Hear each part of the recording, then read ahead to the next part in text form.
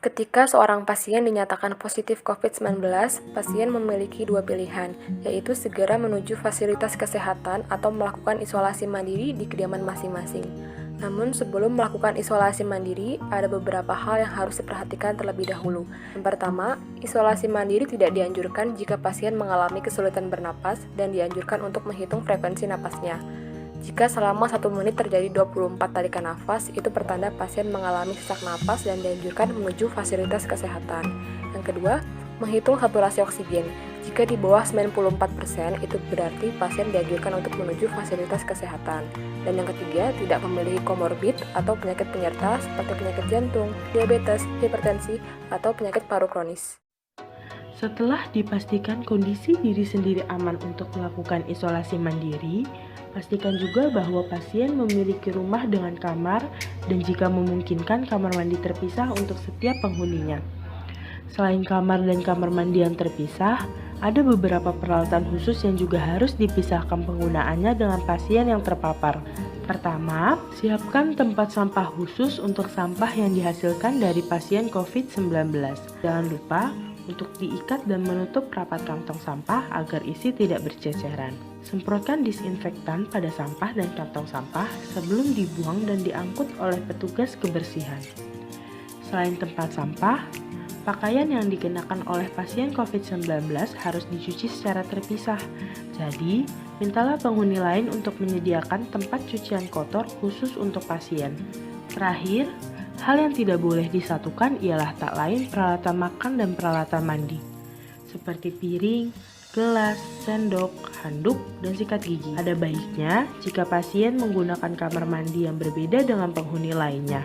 Namun, jika hal ini tidak memungkinkan, lakukan disinfeksi kamar mandi tiap usai digunakan, terutama pada barang yang sering disentuh seperti keran, flush toilet, gagang shower, atau gayung. Kali ini ialah kegiatan yang wajib dilakukan oleh para pasien yang sedang melakukan isolasi mandiri. Pertama, bukalah jendela kamar dan biarkan sinar matahari dan udara segar masuk. Karena pasien akan menghabiskan waktu di kamar, pastikan keadaan kamarmu segar dan tidak sesak. Kedua, berjemur setiap pagi dan lakukan olahraga rutin di bawah sinar matahari pagi selama 15 hingga 30 menit agar tubuh lebih bugar dan cepat untuk pulih. Jangan lupa untuk tetap memakai masker ya. Ketiga, konsumsi makanan yang bergizi dan minum suplemen dan vitamin yang disarankan oleh dokter. Dan jangan lupa untuk minum air yang cukup, setidaknya 8 gelas sehari. Keempat, bersihkan kamar secara rutin dengan disinfektan, terutama untuk bagian yang sering disentuh. Dan jangan lupa juga untuk rajin mencuci tangan.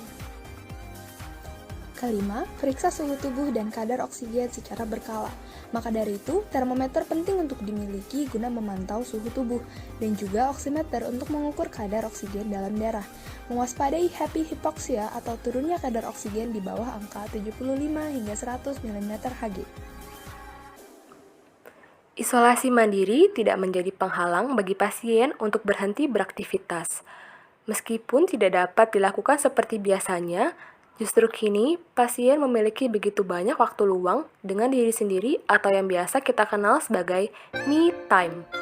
Waktu-waktu ini selain digunakan untuk menunggu tubuh pulih dari virus COVID-19, juga bisa digunakan untuk healing secara mental.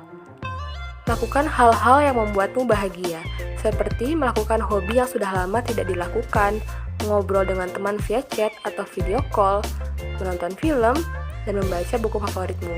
Dan lakukanlah hal-hal lain yang membuatmu bahagia. Jangan anggap terpapar COVID-19 sebagai akhir dari segalanya. Isolasi mandiri bukanlah hal yang menakutkan. Hadapi dengan hati yang ringan agar tubuhmu cepat kembali membaik. Semua akan baik-baik saja.